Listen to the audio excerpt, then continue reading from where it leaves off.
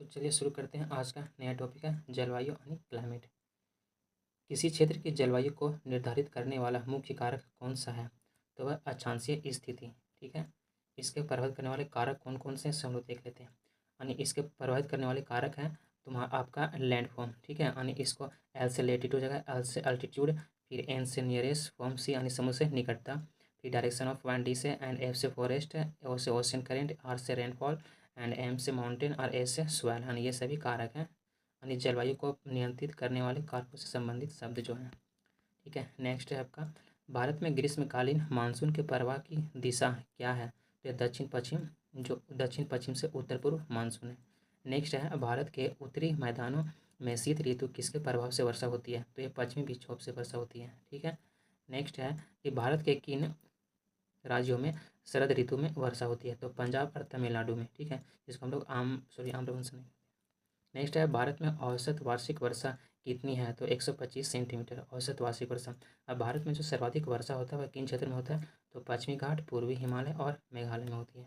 ठीक है, आगे है तो आपका भारत में उष्णकटिबंधीय मानसूनी जलवायु पाई जाती है। ठीक है, और यहाँ सर्वाधिक वर्षा दक्षिण पश्चिम मानसून के द्वारा होती है। ठीक है, और जलवायु को मानसूनी मतलब जलवायु को मानसूनी जलवायु भी कहा जाता है। भारतीय उपमहाद्वीप पर ग्रीष्म ऋतु में उच्च ताप और निम्न दाब और हिंद महासागर से वायु का कर्षण करते हैं, जिसके कारण प्रभावित होती है तो कचित तो दक्षिणी पश्चिमी मानसून। आगे आपका व्यापारिक पवन यानी ट्रेड मिल क्या होता है उसे देखते हैं। ट्रेंड विंड व्यापारिक पवन 0 से यानी 30 डिग्री उत्तरी और ठीक है एवं दक्षिणी अक्षांशों के मध्य बहने वाले ये पवने उपोष्ण यानी उष्ण वायु दाब कटबंधी यानी 35 डिग्री नॉर्थ ईस्ट, ठीक है, नॉर्थ साउथ से विश्वतीय निम्न वायुदाब कटिबंधीय यानी 0 से 5 डिग्री नॉर्थ साउथ की ओर बहती है। और उत्तरी गोलार्ध में इन्हें उत्तर पूर्व व्यापारिक पवने तथा दक्षिणी गोलार्ध में इन्हें दक्षिण पूर्व व्यापारिक पवने कहा जाता है। ठीक है, और लू उत्तरी मैदान में पंजाब से बिहार तक चलने वाली शुष्क और पीड़ादायक पवने हैं। आगे है आपका कि पश्चिम बंगाल में, ठीक है, यानी पश्चिम बंगाल और असम में ग्रीष्म ऋतु में चलने वाली पवनों को स्थानीय भाषा में क्या बोलते हैं? तो काल बैसाखी या चाय वर्षा कह सकते हैं। ठीक है, जो ग्रीष्म ऋतु में पश्चिम बंगाल और जो असम के मतलब जो वहाँ चलती है हवा। नेक्स्ट है भारत में सबसे कम वर्षा वाला स्थान कौन सा है? तो सबसे कम वर्षा कहाँ पे? तो लेह में होती है। नेक्स्ट है कोपेन ने वर्ष 1918 में यानी जलवायु को कितने भागों में यानी विभाजित किया, यानी कितने वर्गों में? तो 5 वर्गों में करता है। ठीक है, और उसके बाद जलवायु निर्धारण के आधार क्या चाहिए? तो वार्षिक एवं मासिक औसत तापमान। ठीक है, अन्य दूसरा तुम्हारा आपका वार्षिक एवं मासिक वर्षा, एंड तीसरा वनस्पति। आगे है कि कोपेन की योजना के अनुसार भारत के जलवायु प्रदेश, ये आप देख लीजिएगा, स्क्रीनशॉट कर सकते हैं आप। आगे है उष्णकटिबंधीय अभिसरण क्षेत्र कह सकते हैं। ITCZ एक निम्न वायुदाब पट्टी है। ठीक है, जो पृथ्वी के चारों ओर समांतर विषुवत रेखा के ऊपर चारों ओर स्थित है। यह वस्तुतः दोलायमान, ठीक है, यानी स्विंगिंग पट्टी है। ITCZ वह क्षेत्र है जहाँ उत्तर पूर्व और दक्षिण पूर्व व्यापारिक पवनें मिलती हैं। ठीक, दोनों पवनों के मिलने से विषुवतीय पछवा पवने की उत्पत्ति होती है। ठीक है, दोनों पवनें उत्तर पूर्व और दक्षिण पूर्वी व्यापारिक पवनें जहाँ मिलती है, ठीक है, उसी को विषुवतीय पछवा पवने की उत्पत्ति होती है, जहाँ दोनों मिलती है। आगे आते हैं हम लोग। यह भारत में दक्षिण पश्चिम मानसून के आगमन की सामान्य स्थिति क्या है? तो देख सकते हैं डेट वाइज दिया कि कौन सा डेट में किधर हवा मुड़ती है। आगे कि कॉफ़ी वर्षा एवं चेरी ब्लॉसम का संबंध किससे है? तो ग्रीष्म ऋतु से। ठीक है, ग्रीष्म ऋतु के समाप्त होते ही पूर्व मानसून की बौछार से, यानी कर्नाटक में जिसको हम लोग आम्रवर्षा बोलते हैं। आम्र जो मैंगो सावर है, ठीक है, किस राज्य से संबंधित है? तो ये केरल और तटीय कर्नाटक से संबंधित है। ठीक है, आम्र वर्षा। आगे है कि भारत में दक्षिण पश्चिम मानसून का सामान्यतः कब से कब तक होता है? ठीक है, तो ये जून से सितंबर तक होता है। ठीक, आगे है भारत में मानसून का आगमन सबसे पहले कहाँ पे होता है? तो सबसे पहले केरल में होता है आगमन। भारत में जो नार्वेस्टर की जो उत्पत्ति है वह कहाँ से होती है? तो छोटा नागपुर की पठार से होती है, यानी नार्वेस्टर की उत्पत्ति। ठीक है, छोटा नागपुर पठार से। नेक्स्ट है कि तमिलनाडु में मानसून सामान्यतः यानी कौन से महीने में, मतलब सामान्य महीने में से है? तो नवंबर दिसंबर में। ठीक है, आगे आपका कि भारतीय मानसून को प्रभावित करने वाले घटक कौन से? तो तिब्बत का पठार, जेठ स्ट्रीम, एल नीनो और ला नीना। नेक्स्ट है उत्तरी पूर्वी मानसून से सबसे अधिक वर्षा प्राप्त करने वाला राज्य कौन सा है? तो तमिलनाडु है, यानी उत्तर पूर्वी मानसून से। ठीक है, और भारत के किन क्षेत्रों में औसत वार्षिक वर्षा यानी 200 मिलीमीटर होती है। तो जम्मू कश्मीर और पश्चिम राजस्थान। नेक्स्ट है अमृतसर की शिमला लगभग एक ही अक्षांश पर स्थित है, अमृतसर और शिमला, ठीक है। लेकिन किंतु उनकी जलवायु भिन्नता का कारण क्या चाहिए होता है, उनकी ऊंचाई में भिन्नता का होता है, उनकी ऊंचाई में भिन्नता के कारण। भारत में सर्वाधिक दैनिक तापांतर किस स्थान पर पाया जाता है, तो राजस्थान के मरुस्थलीय क्षेत्रों में। भारत में मानसून के प्रस्फोट के लिए यानी किसे उत्तरदायी माना जाता है, तो जेठ स्ट्रीम जो कह सकते हैं पूर्वी जेठ प्रवाह। आगे है आपका भारत में वर्षा का वितरण, ठीक है, यानी कितना कितना है, ये आप लोग वीडियो को रोककर देख सकते हैं, ठीक है। एक पॉइंट यहाँ पे है कि जेट स्ट्रीम क्षोभ मंडल के मध्य अक्षांशों में धरातल से 12 किलोमीटर ऊपर पश्चिम से पूर्व दिशा में चलने वाली एक प्रवाह का नाम है, ठीक है, ये जेट स्ट्रीम। आगे है मृदा, ठीक है। मृदा को हम लोग कौन कौन से जानते हैं वर्गीकरण में, जलोढ़ मृदा, ठीक है, काली मृदा कह सकते हैं, लाल और पीले मृदा, लेटेराइट मृदा, शुष्क मृदा, लवणीय मृदा, पीठ मृदा और वन मृदा, ठीक है। आगे हम लोग देख लेते हैं इसके बारे में अध्ययन। मृदा यानी सवाल की जो उत्पत्ति वह लैटिन भाषा यानी सोलम से हुई, जिसका शाब्दिक अर्थ होता है फर्श या फ्लोर। भारत में सर्वाधिक क्षेत्र में कौन सी मृदा पाई जाती है, तो जलोढ़ मृदा और कछारी कह सकते हैं, ठीक है। रेगुर मृदा को किस अन्य नाम से, तो रेगुर मृदा का अन्य नाम है काली मृदा। नेक्स्ट है रेगुर मृदा का सर्वाधिक विस्तार वह किस राज्य में होता है, तो सर्वाधिक विस्तार रेगुर का महाराष्ट्र में। और मालवा का पठार किस मृदा के अधिकतर होते हैं, मालवा के पठार में अधिकतर काली मृदा की उपस्थिति होती है। काली मृदा को स्वतः जुताई वाली मृदा भी कहा जाता है, ठीक है, जिसमें सिंचाई की कम आवश्यकता पड़ती है तथा यह मृदा कपास की खेती के लिए सबसे उपयुक्त मानी जाती है। और जो हल्का इसमें पीला रंग होता है वो फेरिक ऑक्साइड के कारण होता है, जबकि जो लाल रंग होता है वह लोहे के ऑक्साइड के कारण होता है, ठीक है। पीला रंग फेरिक ऑक्साइड की उपस्थिति के कारण और जबकि लाल रंग आपका लोहे के ऑक्साइड के कारण होता है। नेक्स्ट है लेटेराइट मृदा मुख्यतः किन राज्यों में पाई जाती है, तो लेटेराइट मृदा मुख्यतः आपका केरल, कर्नाटक और महाराष्ट्र में, ठीक है। और लोहे की अधिक मात्रा होने के कारण कौन सी मृदा दिनों दिन अनुर्वर यानी इनफर्टाइल होती जा रही है, तो ये लेटेराइट मृदा, लेटेराइट मृदा जहाँ पे अधिक वर्षा होती है। मृदा की क्षारीयता को कम करने के लिए हम लोग जिप्सम का प्रयोग करते हैं, ठीक है। और लेटेराइट मृदा मुख्यतः कहाँ पाई जाती है, तो मालाबार के तटीय प्रदेशों में पाई जाती है। सबसे कम जल धारण क्षमता किस प्रकार की मृदा में होती है, सबसे कम जल धारण क्षमता बलुई दोमट मृदा में होती है। पौधे को सबसे अधिक जल किस प्रकार की मृदा से प्राप्त होता है, तो चिकनी मृदा से, यानी पौधे को सबसे अधिक जल किस प्रकार की मृदा से, तो चिकनी मृदा से प्राप्त होता है। मिट्टी की उर्वरता बढ़ाने के लिए, ठीक है, यानी मिट्टी की उर्वरता बढ़ाने के लिए कौन सी फसल उगाई जाती है, तो दलहनी फसल, ठीक है, मिट्टी की उर्वरता को बढ़ाने के लिए इसमें नाइट्रोजन प्राप्त होता है। नेक्स्ट है आपका चंबल घाटी का निर्माण किस भौगोलिक प्रक्रिया से हुआ है, तो जो चंबल घाटी का निर्माण होता है वह अवनालिका अपरदन की क्रिया के फलस्वरूप। चाय बागानों के लिए कौन सी मृदा, तो चाय बागानों के लिए आपका लेटराइट मृदा उपयुक्त होती है। और दोमट मृदा में कौन कौन से कण पाए जाते हैं, तो गाद मृतिका या रेत पाई जाती है, ठीक है। भारत की मृदाओं में किस प्रकार की सूक्ष्म तत्वों की सर्वाधिक कमी होता है, तो जस्ता की सबसे अधिक कमी होती है भारत की मृदाओं में। गंगा के मैदानों में पुरानी जलोढ़ मृदा कहलाती है, तो बांगर। अम्लीय मृदा को कृषि योग्य बनाने हेतु किस खनिज का प्रयोग किया जाता है, तो लैम या चूना का प्रयोग करते हैं, ठीक है। यानी मृदा को कृषि बनाने के लिए यानी अम्लीय मृदा को, तो उसमें स्लाइम या चूना का प्रयोग करते हैं। भारत में सर्वाधिक क्षारीय मृदा किस राज्य में होता है, तो सबसे अधिक क्षारीय मृदा उत्तर प्रदेश में पाई जाती है। लवणीय मृदा में नाइट्रोजन व चूने की अम्लता पाई जाती है, ठीक है। लवणीय मृदा में नाइट्रोजन व चूने की, ठीक है, अम्लता पाई जाती है, इससे कमी होता है। जैव मृदा का रंग नीला क्यों होता है, तो इस जैव मृदा का रंग नीला अम्लीय और फेरस आयरन के कारण होता है। पश्चिमी राजस्थान की मृदा किस खनिज की अधिकता पाई जाती है, तो कैल्शियम की पाई जाती है, ठीक है। पश्चिमी राजस्थान में मरुस्थलीय मृदा में किस पोषक तत्व का अभाव होता है, तो मरुस्थलीय मृदा में नाइट्रोजन का अभाव होता है, ठीक है। और मृदा अपरदन को किस प्रकार से रोका जा सकता है, तो वनारोपण के द्वारा, ठीक है। एक पॉइंट यहाँ पे है कि मरुस्थलीय मृदा में किस पोषक तत्व का अभाव होता है, तो नाइट्रोजन का। और नाइट्रोजन के अभाव के चलते जो बहुत सारे पेड़ होते हैं वह कीट भक्षी हो जाते हैं, ठीक है। आगे देख लेते हैं इसमें मिट्टी का पीएच मान कितना कितना होता है। अम्लीय मिट्टी का जो पीएच मान होता है वो आपका 1 से 6 के बीच में होता है। उदासीन आपका 7 पर यानी 7 पर रहता है। और जो क्षारीय होता है यानी 7 से अधिक यानी 8 से लेकर 14 तक बीच होता है, ठीक है। आगे आपका कि लाल और पीली मृदा अम्लीय प्रकृति की होती है, जिसमें नाइट्रोजन, फास्फोरस और ह्यूमस जैसी पदार्थ की कमी होती है, ठीक है, यानी लाल और पीली मृदा में। आगे है वो प्राकृतिक वनस्पति यानी नेचुरल वेजिटेशन, ठीक है, इसमें आप देख लीजिएगा। फिर आगे आते हैं भारत के सर्वाधिक वृहद क्षेत्र में किस प्रकार के वन पाए जाते हैं, ठीक है। तो उष्णकटिबंधीय शुष्क पर्णपाती वन पाए जाते हैं सर्वाधिक वृहद क्षेत्र में। और उष्णकटिबंधीय सदाबहार वन में औसत वर्षा कितनी होती है? तो इसमें औसत वर्षा 200 सेंटीमीटर से अधिक होती है। भारतीय वन सर्वेक्षण यानी भारतीय वनस्पति सर्वेक्षण के संस्थापक कौन है? तो सर जॉर्ज किंग है थे, ठीक है। और इसकी स्थापना 13 फरवरी 1890 को हुई थी। आगे भारत में सिंकोना वृक्ष कहाँ पाया जाता है? तो सिंकोना वृक्ष कहाँ? तो दार्जिलिंग में पाया जाता है। भारत में सिंकोना वृक्ष कहाँ पाया जाता है? तो यह दार्जिलिंग में पाया जाता है, ठीक है। नेक्स्ट है कत्था बनाने हेतु किस लकड़ी का प्रयोग किया जाता है? तो कत्था बनाने के लिए हम लोग क्या चाहिए? तो खेर का प्रयोग करते हैं, ठीक है। सामाजिक वानिकी में प्रयुक्त बहुउद्देशीय वृक्ष का उदाहरण है तो खेजरी या खेजड़ी कह सकते हैं। भारत में वन संरक्षण अधिनियम किस वर्ष पारित होता है? तो वन संरक्षण अधिनियम किस वर्ष? तो 1980 में होता है पारित, ये इंपॉर्टेंट है।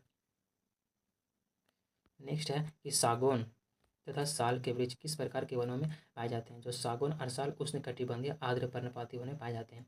पश्चिमी हिमालय की शीतोष्ण पेटी में देवदार वृक्षों का बाहुल्य होता है, यानी बहुत ज़्यादा मात्रा में पाया जाता है, ठीक है। नेक्स्ट है बैम्बू जो बांस होता है वह कौन सी प्रजाति छत्तीसगढ़ में सर्वाधिक पाई जाती है? तो लाठी बांस, ठीक है। जो बैम्बू होता है वो छत्तीसगढ़ में सबसे अधिक पाई जाती है। आगे है आपका लंबी जड़ों व नुकीली कांटों सॉरी लंबी जड़ों व नुकीली कांटों अथवा सूल युक्त झाड़ियों और लघु वृक्ष वाले सामान्यतः पाए जाते हैं। यह राजस्थान में पाए जाते हैं, ठीक है। यानी लंबी जड़ों वाले, नुकीली कांटों वाले और सूल युक्त जो झाड़ी होता है या फिर लघु झाड़ी, ये सामान्यतः राजस्थान में ही पाए जाते हैं।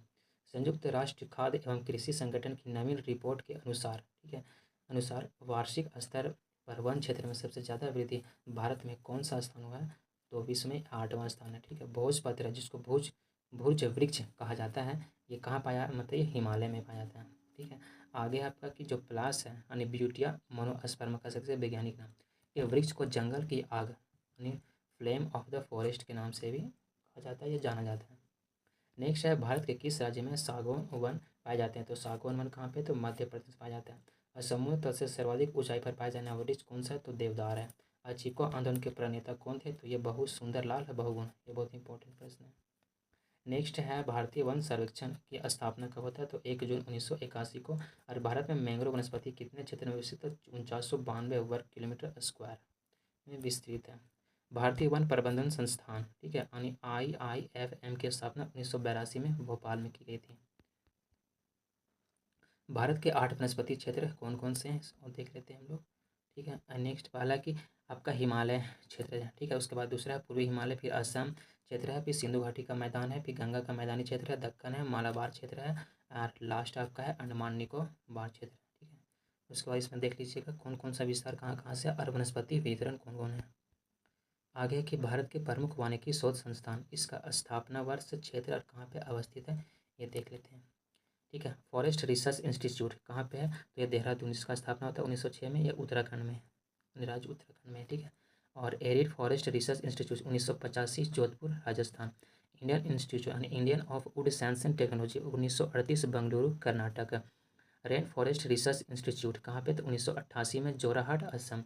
और इंडियन इंस्टीट्यूट यानी institute of forest genetics and tree breeding 1988 Coimbatore Tamil Nadu. Centre of social forestry and eco rehabilitation 1992 Prayagraj Uttar Pradesh.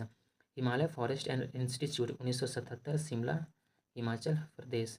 Next है advance centre for biotechnology and mangrove forest 1997 Hyderabad Telangana.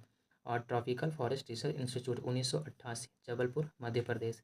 और Indian institute of forestry research and human resources development 1995 Chhindwara Madhya प्रदेश।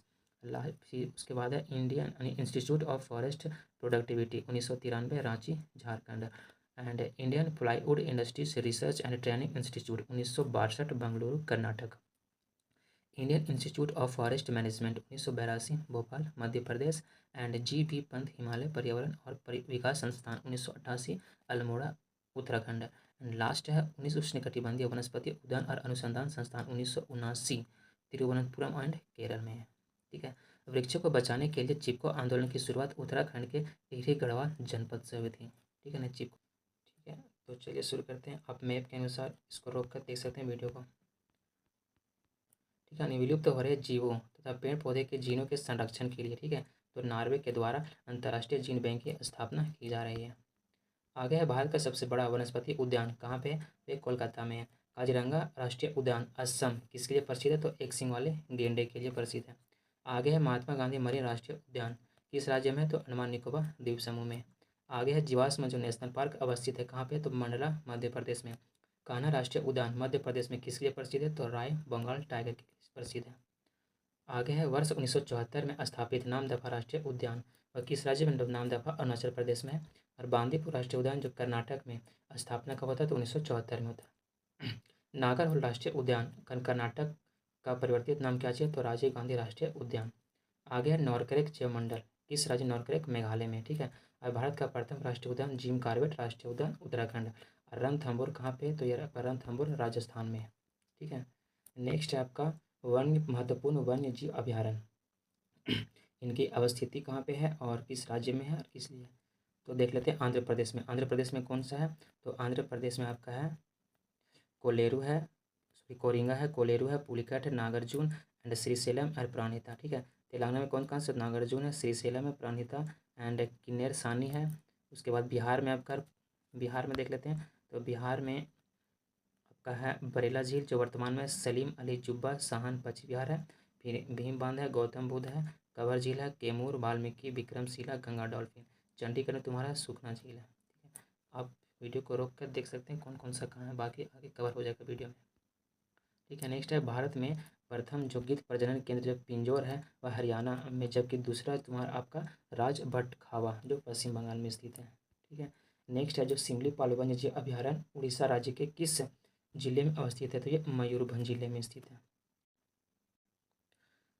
भरतपुर पक्षी विहार राजस्थान भारत में Siberia सारस के लिए प्रसिद्ध है। इसे केलावदेह घना पक्षी विहार के नाम से भी जाना जाता है। संयुक्त राष्ट्र महासभा किस दशक को जैव विविधता दशक घोषित किया, तो 2011 से 20 को, ठीक है। यानी बांधवगढ़ राष्ट्रीय उद्यान मध्य प्रदेश की स्थापना किस वर्ष होता है, बांधवगढ़ का, तो 1968 में। और एकमात्र जहाँ कश्मीरी टैग पाया जाता है, यानी कश्मीरी अस्टैग कर सकते हैं, ठीक है, यानी दाचिंगम राष्ट्रीय उद्यान जम्मू कश्मीर में, ठीक है। आगे है जंगली गधा। जंगली गधा कहाँ पे है, जंगली गधा किसके, तो ये कच्छ का रण में फेमस है जंगली गधा। और शेर की मूंछ वाला जो मकाऊ है ये मुख्यतः कहाँ पाया जाता है, तो साइलेंट वैली जो केरल में है। मुदुमलाई पक्षी विहार, ठीक है, किन दो राज्यों की सीमा पर स्थित है, तो कर्नाटक और केरल, ठीक है। यानी कर्नाटक और केरल की सीमा पर मुदुमलाई पशु विहार जो है सो केरल स्थित पेरियार राष्ट्रीय उद्यान हाथी अभ्यारण्य और बाघ अभ्यारण्य के लिए जाना जाता है। कौन, तो केरल स्थित जो पेरियार है वह हाथी अभ्यारण्य और बाघ अभ्यारण्य के लिए जाना जाता है। मानस वन्यजीव विहार किस राज्य में, तो मानस असम में है। और जो एकमात्र तैरता हुआ कहाँ पे, तो केबुल लामजाओ जो मणिपुर में है, ठीक है। यहाँ महत्वपूर्ण पर्यटन दिवस है कौन कौन, सो वो हम लोग कवर कर लेते हैं। राष्ट्रीय विज्ञान दिवस कब है, तो 28 फरवरी को। राष्ट्रीय वानिकी दिवस 21 मार्च को। जल दिवस 22 मार्च को। विश्व मौसम विज्ञान दिवस 23 मार्च को। अर्थ ओवर दिवस मार्च के अंतिम शनिवार को, ठीक है। एंड विश्व स्वास्थ्य दिवस ये 7 अप्रैल को। पृथ्वी दिवस 22 अप्रैल को है। एंड विश्व जैव विविधता दिवस 22 मई को। तंबाकू मुक्ति दिवस 31 मई को। एंड विश्व पर्यावरण दिवस 5 जून को। नेक्स्ट है विश्व जनसंख्या दिवस 11 जुलाई को। विश्व बाघ दिवस 29 जुलाई। ओजोन दिवस 16 सितंबर। और विश्व गेंडा दिवस 22 सितंबर। एंड विश्व खाद्य दिवस 16 अक्टूबर को। एंड संयुक्त राष्ट्र दिवस 24 अक्टूबर। विश्व पर्यावरण संरक्षण दिवस 25 नवंबर। मानवाधिकार दिवस 10 दिसंबर। राष्ट्रीय प्रदूषण रोकथाम दिवस 2 दिसंबर। एंड एट लास्ट है राष्ट्रीय ऊर्जा संरक्षण दिवस 14 सितंबर को, ठीक है। और आगे आपका जो गर्म पानी अभ्यारण्य किस राज्य में स्थित है, तो गर्म पानी अभ्यारण्य असम में है, ठीक है। और क्वांग पशु किसकी विलुप्त प्रजाति है, तो बिचेवरा का है। और डॉक्टर सलीम अली भारतीय पक्षी विज्ञानी के रूप में प्रसिद्ध है। इस सलीम अली को बर्डमैन भी बोलते हैं हम लोग। कंचनजंगा राष्ट्रीय पार्क कहाँ पे, तो यह सिक्किम में है, लेकिन स्थापना 1977 में होती है। और प्रसिद्ध जो गिर वन किस राज्य में, यह गुजरात में है। एंड गिर वन एशियाई शेर के लिए प्राकृतिक यानी नेचुरल हैबिटेट है, यानी जो गिर है। और भारतीय सर्वेक्षण यानी प्राणी सर्वेक्षण का मुख्यालय कहाँ पे है, तो कोलकाता में है। और भारतीय यानी राष्ट्रीय बाघ प्राधिकरण यानी संरक्षण प्राधिकरण की स्थापना 1973 में होती है, जिसका उद्देश्य था बाघों का सर्वांगीण संरक्षण करना। आगे हिम तेंदुआ भारत में कहाँ पाया जाता है, तो हिम तेंदुआ भारत में सिक्किम पाया जाता है। सारस किस राज्य का राष्ट्रीय पशु है, तो आपका उत्तर प्रदेश का है। नल सरोवर पक्षी विहार किस राज्य में अवस्थित है? तो गुजरात में है। यूनेस्को द्वारा भारत के कितने जैव मंडल आरक्षित क्षेत्र को मान्यता प्रदान की गई है? तो 12 को। एंड गुजरात के कच्छ रण एशिया का सबसे बड़े घास का मैदान के नाम से आता है, बन्नी ग्रासलैंड कह सकते हैं इसका नाम। ठीक है। और भारत में जैव मंडल आरक्षित क्षेत्र की संख्या कितनी है? तो 18 है। नेक्स्ट है कि जैव मंडल आरक्षित क्षेत्र नंदा देवी किस राज्य में है? तो ये उत्तराखंड में है। और भारत के किस राज्य यानी केंद्र शासित प्रदेश में विविध समुद्री पेड़ पौधे तथा जंतुओं को संरक्षित करने के लिए जैव आरक्षित है यानी बायोस्फीयर रिजर्व स्थापित है? तो अंडमान निकोबार द्वीप समूह। ठीक है। नेक्स्ट है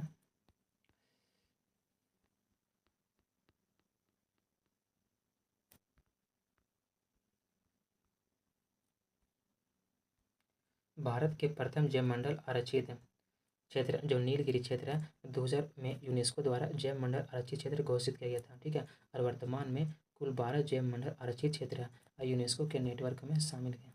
वाल्मीकि बाग आरक्षित क्षेत्र है, यह पश्चिमी चंपारण में। ठीक है। जो वाल्मीकि यानी बिहार यानी पश्चिमी चंपारण। इसमें आप देख सकते हैं कौन सा झील कहाँ पे है। सो मैप में भारत में रामसर स्थल कुछ 49 है, शायद अभी अपडेट हो गए तो आप करंट से अपडेट हो सकते हैं अगर बढ़ा होगा तो। इसमें भारत के 18 जयमंडलीय आरक्षित क्षेत्र हैं जिनके नाम है, उनके राज्य और इसका स्थापना वर्ष कब कब से हो दिया होगा। ठीक है। आप वीडियो को रोक कर स्क्रीनशॉट ले सकते हैं या फिर पढ़ सकते हैं।